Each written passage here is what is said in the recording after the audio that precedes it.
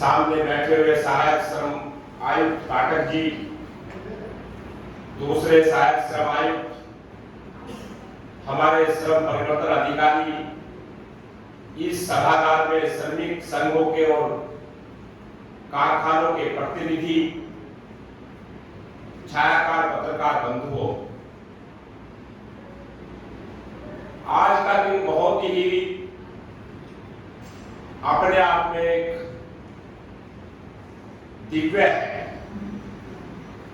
16 अगस्त दिल्ली में आयुर्विज्ञान संस्थान में जिनके अंतिम सांस ली, उनकी आज तीसरी पुण्यतिथि हम यहाँ मना रहे हैं धूमधाम से।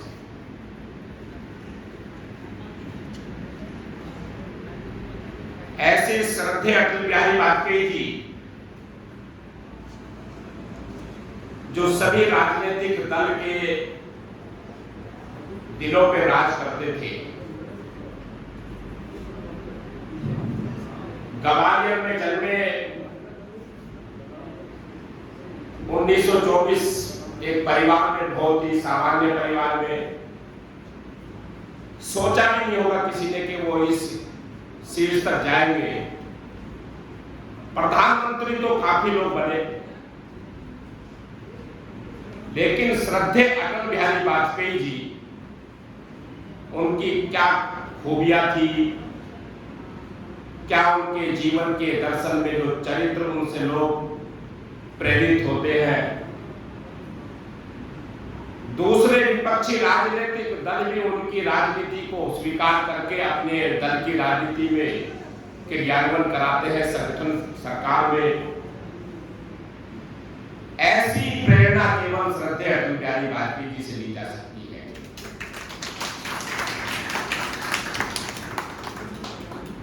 उनकी कविताओं का इतना भंडार है, पूरे विश्व में बहुत सारे कवि, भारत में ही नहीं, उनको कवि को चुरा चुरा करके कविताओं को, वो अमर है, अजब है। वे कवि, उनकी पूर्ति को कोई कर नहीं सकता है। ऐसे श्रद्धेय अटल बिहारी वाजपेयी जी 500 सेवक से हमारी पार्टी यानी भारतीय जनता पार्टी से पूर्व में जनसंघ, जिसकी स्थापना 1951-21 अक्टूबर को जनसंघ के नाम से हुई, उसमें श्रद्धेय पंडित दीनदयाल उपाध्याय जी और डॉक्टर श्यामा प्रसाद मुखर्जी जी, और उसी क्रम में नाम आता है श्रद्धेय अटल बिहारी वाजपेयी जी। और वो ऐसे जनसंघ की स्थापना, कैसे विचार, कैसे उनके अंदर जज्बा था, देश की आन मान और शान को लेकर के, इस बात को भी जानते हुए कि जब स्वतंत्रता आंदोलन के अंदर एक ऐसी कांग्रेस पार्टी का जन्म था जो वो स्वतंत्रता संग्राम आंदोलन में उसकी भूमिका थी, और उनको इस बात का ज्ञान था कि अगर इस दल के खिलाफ कोई ऑर्गेनाइजेशन खड़ा करा तो मेरे आयु के अंत तक हमको सत्ता मिले या ना मिले, ऐसी भावना से ओतप्रोत होकर के फिर भी भारत माता के उस अपमान को लेकर के जब आजाद भारत में 1947 15 अगस्त को हम पहली बार लाल किले पे तिरंगा लहराया था, और 1950 में हमने अपनी उस आजादी को, जो लंबे समय से गुलामियत की ओर थे, उनकी जंजीरों की तोड़ करके और हम खुली हवा में आए थे, और एक ही बात का उस संसदीय के अंदर, उसमें श्रद्धेय अटल बिहारी वाजपेयी जी भी एक थे। जब डॉक्टर श्यामा प्रसाद मुखर्जी जी ने तत्कालीन भारत सरकार के अंदर भारत में उद्योग मंत्री का कैबिनेट स्तर का दायित्व निभाते हुए, और जब जम्मू कश्मीर पर यह बात खड़ी हुई कि जम्मू कश्मीर पर एक संविधान, एक विधान, एक प्रधान नहीं होगा इस देश के अंदर, और वो चिंगारी उधर से चली तो कहा गया कि 2 संविधान, 2 प्रधान और 2 विधान होंगे। उसी दिन उसका विरोध करके और उस सरकार से भाग आए डॉक्टर श्यामा प्रसाद मुखर्जी, मंत्रालय में नाम मांग करके, और उसी साथ के पंडित दीनदयाल उपाध्याय, जो पंडित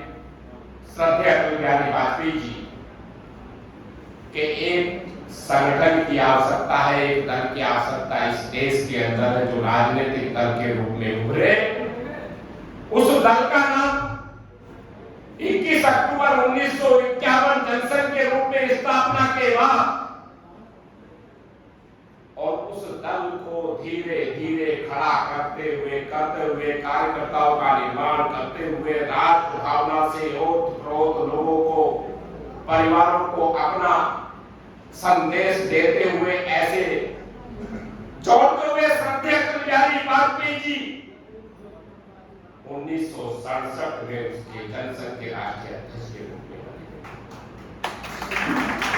कितना विवेक और कितना धैर्य था उनके अंदर, जो संस्थापक के रूप में आए, लेकिन पद की लोलुपता नहीं थी। छोटा और बड़ा अपने मिशन पर काम करने वाले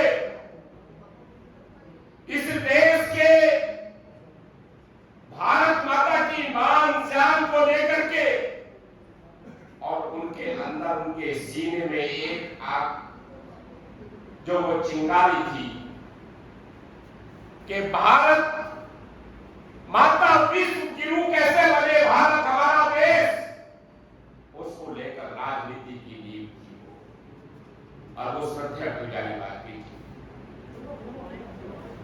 साथियों, उनके अनेक उदाहरण हैं। उन उदाहरणों की मैं भी थोड़ा सा एक हवा के रूप में, हम जब 3 वर्ष की आयु में थे, परिवार में आरएसएस बाल अवस्था से था, क्योंकि हमारे बाबा श्री 1942 में आरएसएस से जुड़ गए थे, और पिताश्री भी, वो भी आरएसएस से विस्तारक के रूप में काम करने के लिए अपनी इंजीनियरिंग करके और नौकरी पाने के बाद नौकरी छोड़ करके संघ को समर्पित हो गए थे। तो जब परिवार में उनकी गाथाएं आती है, तो 1974 में मेरठ में सरदरा विधानसभा क्षेत्र से जब वो चुनाव लड़े, तो उस समय श्रद्धेय अटल बिहारी वाजपेयी जी और विजय राजे माता सिंधिया,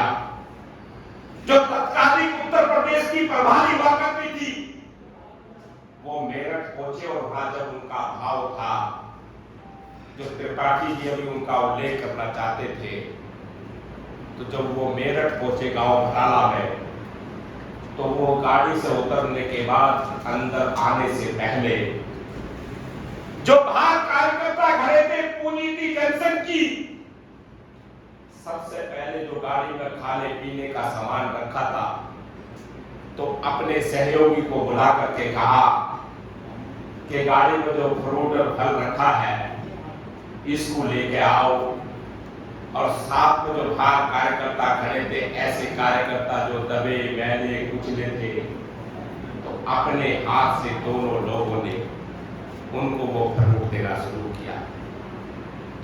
जो कि चुनाव की बेला थी 1974 में, उत्तर प्रदेश का आम चुनाव था। तो आप उससे कल्पना कर सकते हैं कि श्री श्रद्धेय अटल बिहारी वाजपेयी जी का कैसे आदर्श नेता थे, कैसी सोच थी कि आने से पहले देखा कि कार्यकर्ता बैठे चुनाव के मैदान में जाने वाले होंगे, और चुनाव संयोजक से कहते हुए कहा कि इनको सबको रवाना करो और इनके खाने के पैकेट मेरी जीप में रखो, और जहां पर हमारा कार्यक्रम होगा वहीं पर वितरण करके खाने का कार्य। ऐसे कार्यकर्ताओं के निर्माता और जनसंघ से लेकर के भारतीय जनता पार्टी का आज विराट रूप देश के अंदर, वो केवल श्रद्धेय अटल बिहारी वाजपेयी जी थे। आज इस विराट रूप का एक कार्यकर्ता अगर मैं मानता और सारा श्रेय देना चाहूंगा तो मैं श्रद्धेय अटल बिहारी वाजपेयी जी को देता। मैं इसलिए नहीं कि वो मेरे परिवार में गए थे, मैं इसलिए ऐसे कई उदाहरण बता सकता हूं जो कि मेरे साक्षात्कार हुए थे। मैं बहुत छोटा था उससे, छोटी सी आयु में जब हम उनसे मिलने गए दिल्ली, क्योंकि बीच में ऐसी घटना हुई कि पिताजी का साया चला गया था, तो ऐसी राम जन्मभूमि आंदोलन में बड़ी युद्ध चल रहा था मेरठ में, कार्यकर्ताओं की गिरफ्तारी हो रही थी लगातार, हम लोग मुकदमे वांछित थे, पुलिस हमें जेल में भेजना चाहती थी, तो हम उन मुकदमों को, झूठे मुकदमों की बात थी, ऐसे बहुत सारे कार्यकर्ता थे, तो रायसीना रोड 6 नंबर दिल्ली में वो रहा करते थे, तो हम जाकर के उनसे रखा विषय कि इस प्रकार से सरकार हमारी बन गई थी। श्री कल्याण सिंह जी उत्तर प्रदेश के मुख्यमंत्री थे, हमने उनसे कहा कि इस प्रकार से बात है और थोड़े झूठे मुकदमे लगा करके कार्यकर्ताओं को जेल भेजना चाहती है, राम भक्तों को जेल भेजना चाहती है। उसी समय 6 नंबर रायसीना रोड पर राम जन्मभूमि और बाबरी मस्जिद एक्शन कमेटी की बैठक चल रही थी। उस बैठक में जैसे ही बाहर आए तो उनके सहयोगी श्री शिव कुमार जी, अभी वो जीवित है, उन्होंने कहा कि ऐसे मेरठ से कुछ कार्यकर्ता आए हैं, तो उन्होंने कहा कार्यकर्ता नहीं, ये हमारा परिवार है और उनका विषय सुनो, और कल्याण सिंह जी आने वाले हैं और वहां के कप्तान को, आईजी को फोन करके कहिए कि इन मुकदमों को तत्काल कर। ऐसे नेता के रूप में अटल बिहारी वाजपेयी जी थे। कोई कह सकता है कि ऐसा निर्देश कर सकता है? अभी कोई लगता है आपको कि ऐसा इतनी जल्दी में मुख्यमंत्री को इतना निर्देश इतनी जल्दी करने वाला कोई नेता है? तो साथियों, अटल बिहारी वाजपेयी जी अपने आप में अटल थे,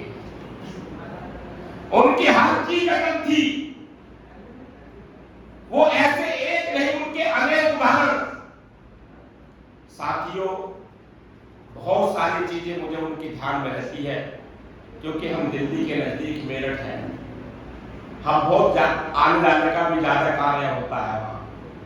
तो जाते हैं तो उनसे मिलना होता था। तो कभी भी प्रधानमंत्री कार्यालय ऐसा दिन नहीं होता होगा जहां भारतवर्ष के सैकड़ों कार्यकर्ता पीएमओ आ जाते हों, और उसी व्यस्तता के कारण से प्रधानमंत्री कितनी व्यस्तता होती है, उसी क्रम में श्रद्धेय अटल बिहारी वाजपेयी जी समय निकाल करके और पीएमओ में सबसे मिलकर के संतुष्ट कर भेजने वाले ऐसे श्रद्धेय अटल जी थे। इसी क्रम में जब हमने ये देखा कि उत्तर प्रदेश श्रम कल्याण परिषद की जिम्मेदारी के साथ जब हम सरकार में दाखिल हुए, तो हमने इन श्रम कल्याण परिषद की जो योजनाओं का उल्लेख हमारी उप श्रम आयुक्त ने अभी किया आपके बीच में, तो ऐसी योजनाओं के नाम थे। आज जिस भारतवर्ष में हमने जन्म लिया, जिस उत्तर प्रदेश में हमने जन्म लिया, उस उत्तर प्रदेश और देश का हमारा गौरवशाली इतिहास यहां महापुरुषों से भरा हुआ है। अगर मेरा ये श्रमिक काम करने वाला जो सड़क भवन निर्माण बनाता है, या फिर दुकान में काम करने वाला, कारखाने में काम करने वाला श्रमिक, उसको अपनी रोजी रोटी के सिवा उसको दूसरा कुछ खाता नहीं है, और जब वो सारे दिन अपनी रोजी रोटी के लिए सुबह निकलता है कसला लेकर या मेहनत का कार्यक्रम करने के लिए, तो शाम को उसको कुछ याद नहीं रहता, ना अपने महापुरुषों का पता रहता, और ना अपने पिता और माता का पता रहता। वो चारपाई पे जाकर के लेट जाता है और उसकी निद्रा में जाकर के सुबह आंख खुलती है और सुबह फिर वो अपने मिशन में चला जाता है। बैठे बैठे वीवीआईपी गेस्ट हाउस में ध्यान आया कि हम इनको पाठ कैसे पढ़ाने जाएंगे, जिनकी बात पंडित दीनदयाल उपाध्याय जी ने दबे कुचले, जिनकी पैरों की दीवार खुली हो, जिनको समस्या संसाधनों की कमी के कारण से एक समय की रोटी की चिंता करनी हो, तो वो महापुरुषों को कैसे पढ़ेगा। मात्र केवल ये भाव देख करके एक दिन विचार ऐसा आया कि सारी योजनाओं के नाम जो पड़े हुए थे, तो हमने कहा कि इन श्रमिकों को जो योजनाओं का लाभ मिलेगा, तो उन योजनाओं का नाम महापुरुषों के नाम से रख देते, ताकि वो पढ़ेगा लिखेगा तो उसको नहीं, लेकिन जब उसे लाभकारी योजनाएं कल्याणकारी देगा तो उसको हमेशा वो स्मरण करेगा अपनी योजनाओं। तो हमारे दो काम सामने सिद्ध होते दिखते हैं, हमारे महापुरुषों का भी उल्लेख होता है और गरीब अपनी कल्याण योजना का लाभ उठाता है। इस भाव को देख करके, इन श्रमिकों के भाव को देख करके, उन पीड़ाओं को देख करके हमने इन महापुरुषों का नाम उसी दिन बदल करके अपनी बैठक में निर्णय लिया कि श्रम कल्याण परिषद की सारी योजनाएं महापुरुषों के नाम चलेगी। और साथियों, उसी दिन ये निर्णय लिया। हमसे कह रही थी केशवबाई कि मैं समझ नहीं पा रही हूं कि आप मेरठ से चल करके दिल्ली पहुंचोगे, दिल्ली से चल करके हवाई यात्रा से लखनऊ आओगे, लखनऊ से फिर गाड़ी से चल करके यहाँ आओगे। हमने कहा कि ये महापुरुषों का मामला है, अगर मुझे काले पानी की आवश्यकता पड़ी जाने की तो मैं काले पानी भी चला दूंगा, क्योंकि ये महापुरुषों के नाम से,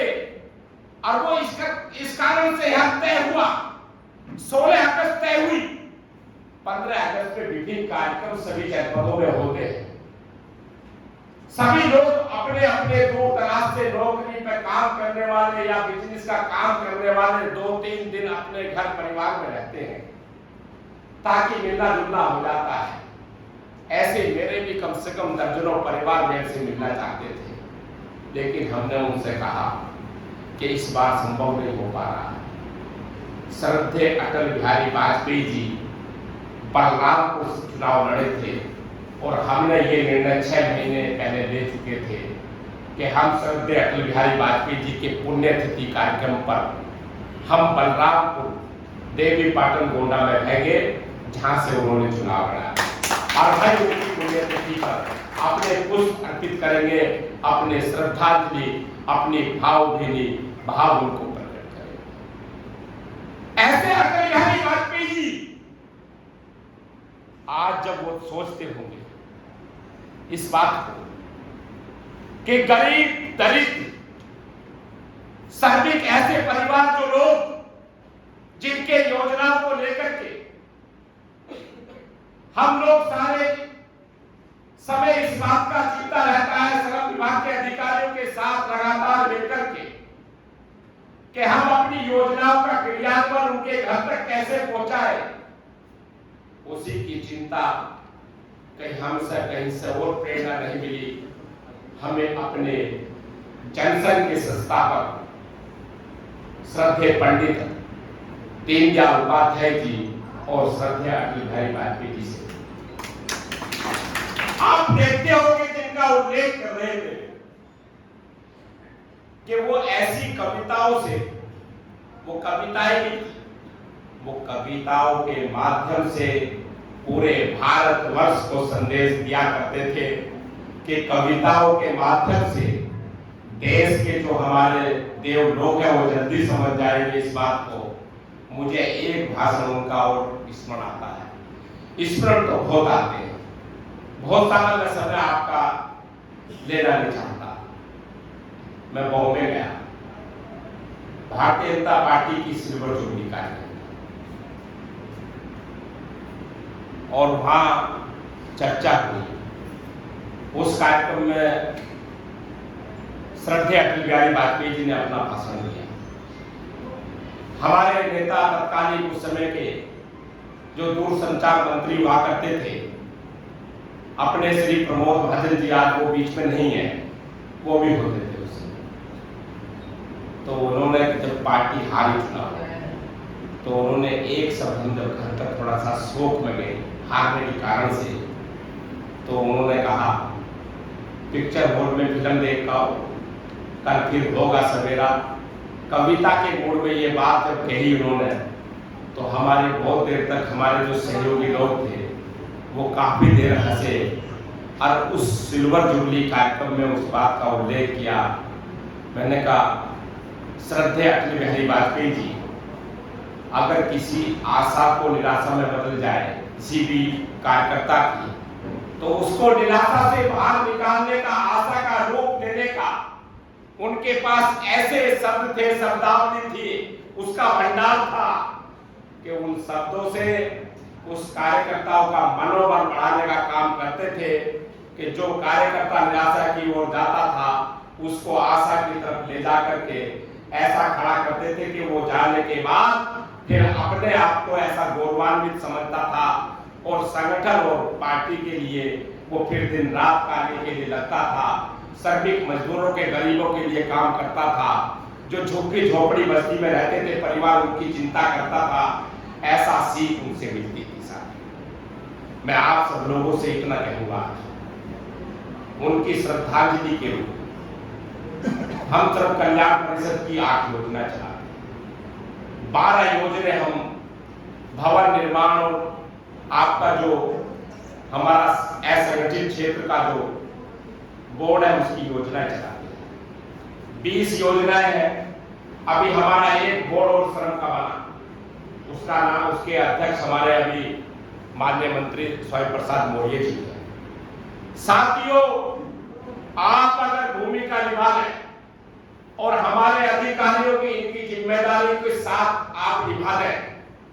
तो आप ऐसा उनका काम कर सकते हैं जिनकी बात त्रिपाठी जी अभी उठा रहे थे कि सच्ची श्रद्धांजलि श्रद्धेय अटल बिहारी वाजपेयी जी की वो होगी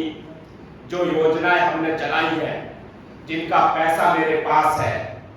जैसे मैं आपको एक उदाहरण देकर के,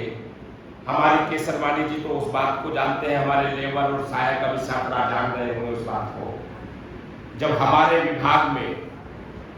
15,000 रुपए हम शादी के लिए कन्यादान योजना चला रहे थे, हमने 15,000 से बढ़ा करके उसको 25 किया और 4 दिन पहले मैंने 25 से बढ़ा करके उसको 51,000 रुपए दिया। हमने कहा अपने अधिकारियों से, मैंने कहा 15,000 में कहाँ शादी हो जाती है, हम क्या मूर्ख बनाने का काम करेंगे क्या उस कर्मचारी की बेटी के परिवार के लिए? हम कम से कम उसको 51,000 रुपए धनराशि उस परिवार में ऑनलाइन भेज देंगे तो उसकी शादी के लिए उसके घर में खुशी आ जाएगी और बेटी भी अपने आप को, वो पुत्री भी लेगी कि मेरे उत्तर प्रदेश के मुख्यमंत्री और श्रम कल्याण ने 51,000 रुपए की धनराशि देकर के हमने जो योजना का निर्माण किया तो उसको अच्छा लाभ मिलेगा। साथियों, एक योजना और आपको इस अवसर पे बताना चाहूंगा। हम सोचते थे, हमसे कहा था कि केसरवानी जी इस बात को बोली कि कुछ योजनाएं इन्होंने आने